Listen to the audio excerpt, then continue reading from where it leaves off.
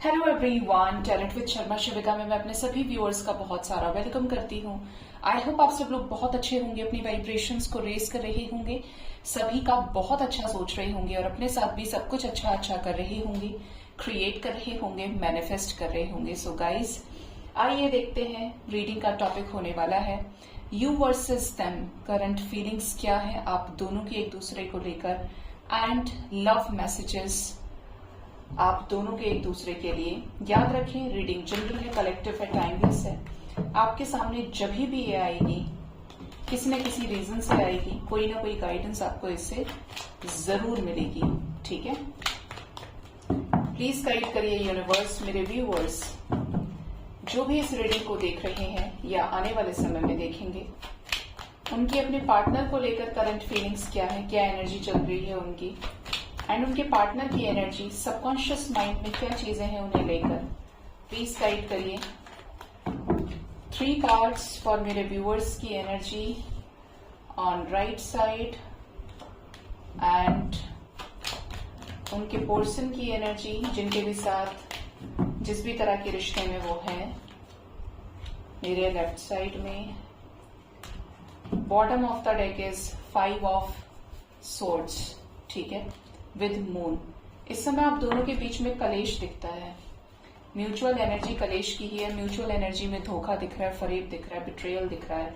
ठीक है, झगड़े दिख रहे हैं, जैसे कि झगड़े की ही वजह से आपने इनसे पीठ कर ली और इन्होंने आपसे पीठ कर ली। दूरियां आ गई हैं, एक दूसरे को देख भी नहीं रहे, बात भी नहीं कर रहे। नो कॉन्टैक्ट सिचुएशन हो सकता है, सेपरेशन हो सकता है बिकॉज ऑफ कॉन्फ्लिक्ट।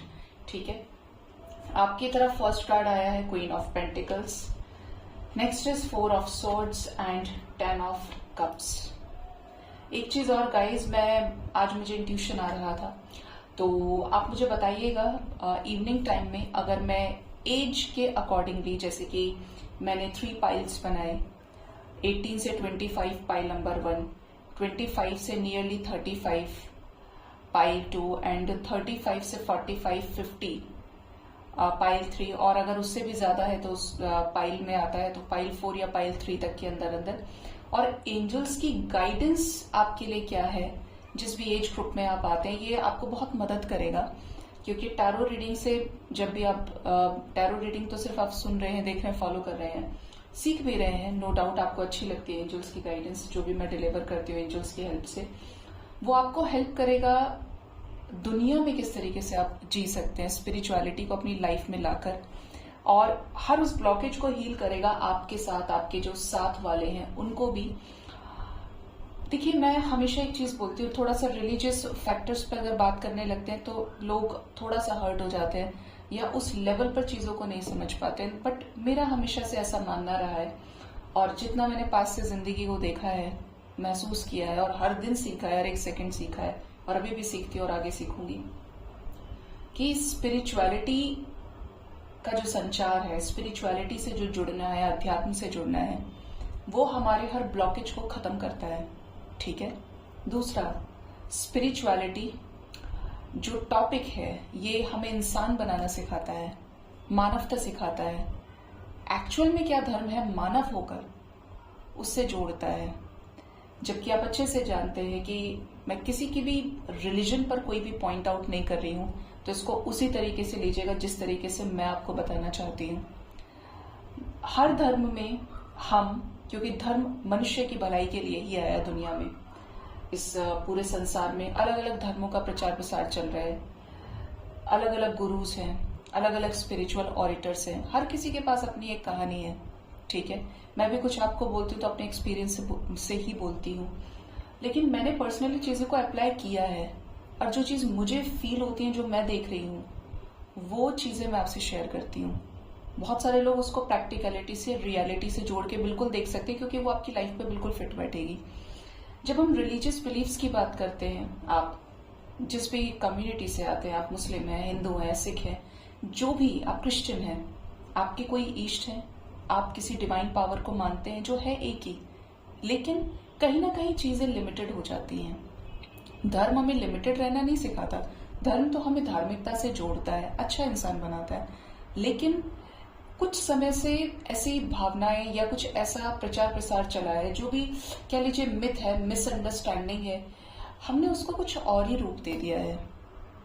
मनुष्य ने धर्म को एक लिमिटेड बिलीफ से जोड़ दिया है, जबकि वो मान उसे रहा है जो अनंत है, क्योंकि सुप्रीम पावर का कोई बॉडी नहीं है। सुप्रीम पावर एक अलग अलग रूप में आपको बचाने के लिए, आपकी मदद करने के लिए हमेशा रहते हैं अवेलेबल, लेकिन एक रूप होना जरूरी है, जैसे कि किसी चीज की आकृति होना जरूरी है। आप माने, लेकिन फीलिंग आपकी कैसी हो, इन्फिनिटी की तरफ हो, अनंत की तरफ फीलिंग हो। ठीक है, तो रिलीजियस बिलीफ समवेयर अब फिक्स होके रह गए हैं when it comes to animals, when it comes to day and night differences according to society, casteism. यहां पर कहीं ना कहीं मनुष्य बट गया है, जबकि ये चीजें बिल्कुल काम नहीं आती जब कोई इंसान अस्पताल में हो, जहां पर किसी को ब्लड की जरूरत है, ऑर्गन्स ट्रांसप्लांट कराने की जरूरत है, किसी का दिल काम नहीं कर रहा, किसी का लंग्स काम नहीं कर रहे, किसी की किडनी काम नहीं कर रही। वहां धर्म जीरो हो जाता है, गायब हो जाते हैं रिलीजियस बिलीफ्स, जो भी आपने बाद में देखा, सुना है, पढ़ा है। एक्चुअल तो सही है बिल्कुल, एक्चुअल तक कोई पहुंचने दे, या एक्चुअल अगर किसी को पता है तो बाहर का भेद खत्म हो जाएगा। और ये चीजें तब काम नहीं आती हैं जब आपको मदद की सबसे ज्यादा जरूरत होती है।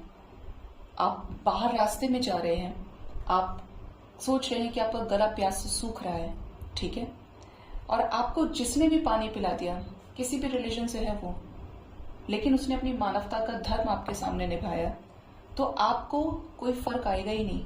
आपके लिए इंपॉर्टेंट क्या होगा कि आप अपनी उस प्यास को शांत करें। तो ये स्पिरिचुअलिटी में दोनों अगर जुड़कर काम करें इन चीजों पे, तो गजब का बैलेंस इस धरती पे आए।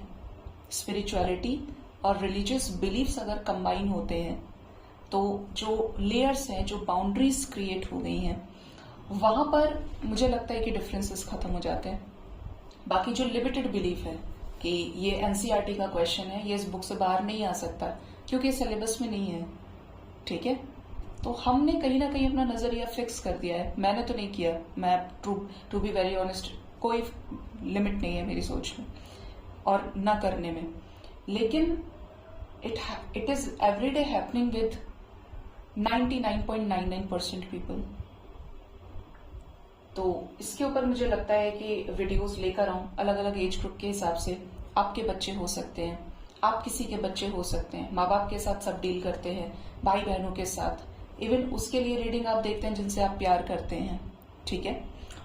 तो आप किस तरीके से कनेक्शंस को लेके चलें कि आपका मन भी शांत रहे और आप बाहर भी शांति फैलाएं, प्यार फैलाएं। तो आप कल रेडी रहिएगा, जब मुझे टाइम मिलेगा तो मैं शाम को ये रीडिंग एंजल्स की गाइडेंस आपके लिए लेकर आऊंगी। अब हम बात करते हैं आपकी एनर्जी की, कनेक्शन को लेकर, अपने पार्टनर को लेकर आपकी क्या एनर्जी है। आपको ऐसा लगता है कि मैं बहुत ज्यादा स्टेबल पर्सन हूं, मेरी सोच परमानेंट करने की चीजों की है, मेरा जो माइंडसेट है वो शादी का है, मेरा जो माइंडसेट है स्टेबिलिटी का है, मेरा जो माइंडसेट है वो स्थायित्व का है। आप फ्लर्ट की एनर्जी वाले व्यक्ति नहीं है कि आज उसके साथ है, कल किसी और के साथ है, परसों किसी और के साथ है। आपको ऐसा ही चाहिए। आप क्या चाहते हैं कि आपके पार्टनर जितने स्टेबल आप हैं उस चीज को वर्थ करें, उसको प्रायोरिटी दें, वैल्यू दें, और आपको वही स्टेबिलिटी ऑफर करें जैसे कि आप उनके लिए सोचते हैं और आप उनको देना चाहते हैं, ठीक है। इसलिए आपने डिवाइन को सरेंडर किया है। आप बहुत बीमार हो सकते हैं, इवन यहाँ पे एनर्जी है कि आप अपने कनेक्शन को लेकर बहुत ज्यादा परेशान हैं, ब्रेकअप आपका हो चुका है, तो आपको समझ में नहीं आ रहा कि यार मेरे अंदर कौन सी कमी थी, मैं तो हर तरीके से उसके साथ था या थी, लेकिन आज मेरे साथ ये हुआ है। ऐसे में अगर भगवान ही सब करे तो ठीक है, वरना मेरे अंदर कोई कमी नहीं है, मैंने हर तरीके से उसको सब कुछ दिया है। और आपकी एनर्जी वाकई में क्वीन ऑफ पेंटिकल्स की दिख रही है। आपने पैसे से, फेम से, प्यार से, इमोशन से, कमिटमेंट से, हर एक चीज से अपने पार्टनर को यह विश्वास दिलाया है कि you are permanent in their life, आप उनका साथ कभी नहीं छोड़ेंगे, ठीक है। टर्न ऑफ कप्स आया है। आपको ऐसा लगता है कि आपके पार्टनर आपसे शादी करें। अगर आप ऑलरेडी इन्हीं के साथ मैरिड हैं तो अपने बीवी बच्चों के पास, अपने घर वापस आए, परिवार में लौटें, आप फिर से एक हैप्पी फैमिली को रिप्रेजेंट करें। और जो लोग मैरिड नहीं भी हैं, वो ये चाहते हैं कि पार्टनर से शादी हो, हमारी आगे फैमिली हो, मैं इनकी फैमिली का हिस्सा बनूं, वो मेरी फैमिली का हिस्सा बने, सब एक दूसरे को संभालें, हर तरीके से शांति लेकर चलें, प्यार लेकर चलें। ठीक है, आपकी ये करंट फीलिंग्स में नजर आता है कि आप एक अच्छी एनर्जी में हैं, लेकिन फिर भी चीजें आपके साथ गलत हुई हैं और अब आप चाहते हैं कि भगवान को सरेंडर करने से अगर चीजें होती हैं तो मैंने कर दिया सरेंडर। आज किसी का कमेंट आया था, उन्होंने बोला कि मैम आप हमेशा डिटैचमेंट के बारे में बात करते हैं और मैम जो 54 ईयर्स से मैरिज में है या मे बी ही और शी इज 54, तो इसीलिए मुझे ये थॉट आया कि मैं इंट्यूशन से मैसेज मिला कि मैं इस तरीके का एक वीडियो लेकर आऊं जो हर एक एज ग्रुप के लिए हो। लेकिन मैं आपको उनको भी रिप्लाई किया। आपको एक चीज मैं बता देना चाहती हूँ, आपकी शादी को चाहे 20 साल हुए हैं, 25 साल हुए हैं, 40 साल हुए हैं या 100 साल हो जाएं, भगवान करे इतना समय भी आप अपने पार्टनर के साथ लेकर चले आगे। स्टार्टिंग से लेकर एंड तक जो चीज है वो है मोह। मोह आपके दुख का सबसे बड़ा कारण है। आप मोह के कर्म बंधन में, पाश में इस तरीके से बंधे हुए हैं कि आप नहीं देखना चाह रहे हैं कि सामने वाला व्यक्ति गलत है, सही है, क्या है, बस वो आपको मिल जाए। लेकिन परमात्मा के यहाँ पे ये चीज नहीं चलती है। आपको ऐसा लग सकता है कि मेरी इस एज में मेरा सेपरेशन हो गया, मेरा पार्टनर मुझे छोड़ के चला गया, मुझे उसके सहारे की जरूरत थी। कारण देखिए कुछ भी हो सकता है। कारण एक छोटे से बच्चे के पास भी है जिसका बाप या जिसकी माँ का वो अपने हाथ से अंतिम संस्कार कर रहा है। 5 साल का बच्चा, मैंने 46 ईयर्स की अपनी मम्मी का अंतिम संस्कार अपने हाथों से किया है और उस टाइम पर जब मैं ऑपरेशन के स्टेज से खड़ी हुई थी और रिकवरी भी मेरी नहीं हुई थी, उस टाइम पर 2 दिन के अंदर अंदर सब कुछ पलट गया।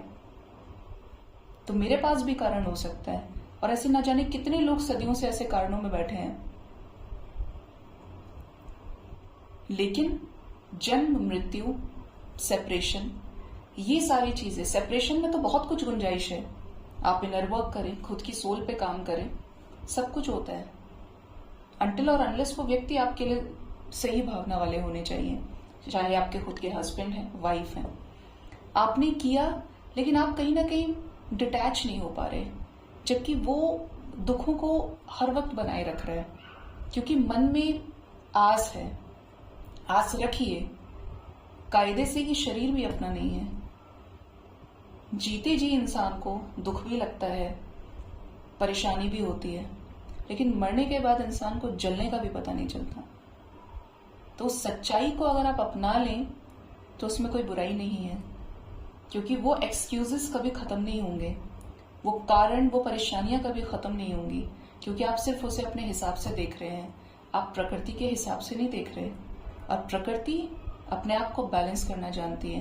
प्रकृति को न्याय आपके साथ भी करना है, आपके हस्बैंड के साथ भी करना है, जो पूर्व जन्मों से लिंक्ड है।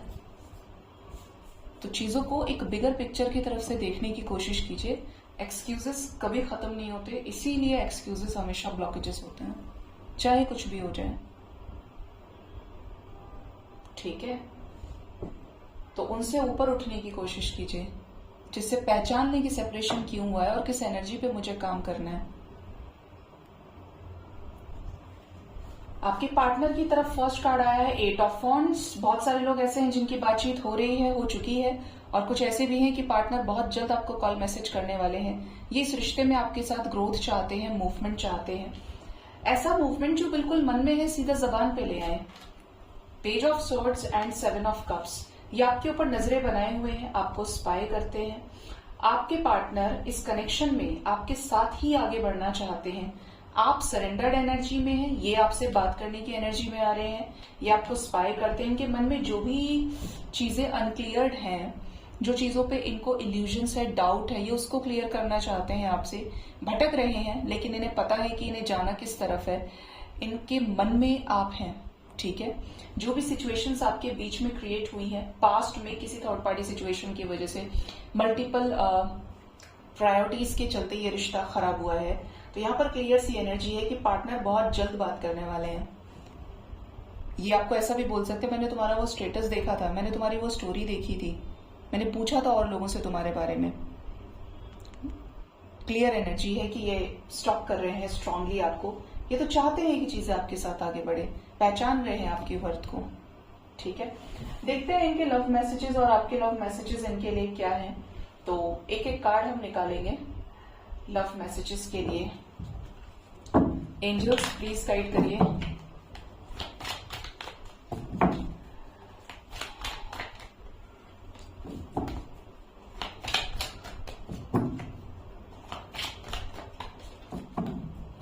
क्या लव मैसेजेस हैं मेरे व्यूअर्स के अपने पार्टनर के लिए? दो ले लिए मैंने, एंड उनके पार्टनर का उनके लिए। बॉटम से don't move on, please don't move on. ना आप चाहते हैं कि ये कनेक्शन में आप मूव ऑन करें, ना आपके पार्टनर चाहते हैं कि आप मूव ऑन करें या वो ही इस कनेक्शन से आगे बढ़ जाएं। आपकी तरफ first love message I am waiting for you. आप कह रहे हैं अपने पार्टनर से इस फीलिंग में है कि मैं तुम्हारा आज भी इंतजार कर रहा हूं या कर रही हूं। आपको वो समय चाहिए अपने हाथ में जब आप अपने पार्टनर को अपने सामने खड़ा हुआ देखें और उनके साथ रियूनाइट हो जाए। वही आपकी असली खुशी है। ये चीज आपने सोच रखी है। I have been dreaming of you. आपको अपने पार्टनर से रिलेटेड सपने खूब आ रहे हैं। आप डे ड्रीमिंग कर रहे हैं, आप रात में सपने देख रहे हैं, आप अपने पार्टनर की मिसिंग एनर्जी को हो सकता है पिक कर रहे हो। आपको काफी समय से अपने पार्टनर के ड्रीम्स आ रहे हैं और हो सकता है कि रियलिटी में अगर आप चेक करते हैं उनको या आप भी स्टॉप करते हैं उनके जैसे, तो ये जो आपके पार्टनर है ये इनके ऊपर आपकी नजरें बहुत ज्यादा है। वेट भी कर रहे हैं, ड्रीम इनको लेकर देख रहे हैं आप। मतलब ये आपके दिमाग में कॉन्टिन्यूसली चलते हैं। इन्हें आपके साथ कोई ऐसा कनेक्शन फील हो रहा है, आप इनके साथ कोई ऐसा कनेक्शन फील करते हैं जिसकी वजह से जो चीज आप ड्रीम में देखते हो वो ये नेक्स्ट डे कर देते हो। ठीक है, बट आपके एक सबकॉन्शियस माइंड में एक रेगुलर एनर्जी अपने पार्टनर को लेके है। आपके पार्टनर की तरफ फर्स्ट लव मैसेज है I still have your pictures on my phone. तो ये कहाँ मूव ऑन हुए हैं? Although it's a general reading, but जो मैसेज आया है वो तो ये है कि इनके पास आज भी आपके पिक्चर्स हैं फोन में, अच्छे अच्छे पिक्चर्स जो भी आप लोगों ने साथ में क्लिक कराए हो। अगर रिलेशनशिप में सेपरेशन है तब भी इन्होंने डिलीट नहीं किए हैं। तो ये आपको मैसेज दे रहे हैं कि आपके पार्टनर के पास अभी भी आपकी मेमोरीज हैं। I really hate not communicating as much as I want to. आप इनका इंतजार कर रहे हैं और ये खुद इस चीज से इन्हें बहुत ज्यादा नफरत हो रही है कि जब ये आपसे प्यार करते हैं, ये खुद आपसे बात करना चाहते हैं, तो ये इसको रेजिस्ट क्यों कर रहे हैं? इसके रेजिस्टेंस का रीजन क्या है? 7 ऑफ कप्स। रेजिस्ट करने का कारण है confusion, day dreaming, multiple responsibilities, priorities, कुछ डार्क एनर्जीज हो सकती हैं जो इन्हें आपसे मिलने नहीं दे रही है। किसी तरीके का भ्रम, मिसअंडरस्टैंडिंग यहाँ पे हो सकती है जिसके चलते ये आपसे बात नहीं कर पा रहे हैं। ठीक है, तो ये आप दोनों के एक दूसरे को लेकर लव मैसेजेस हैं एंड यू वर्सेस देम की करंट फीलिंग्स हैं। सो गाइज ये थी रीडिंग। होप इस रीडिंग से आपको गाइडेंस मिली होगी। अपना बहुत ज्यादा ख्याल रखें। Thank you so much. Bye bye, take care.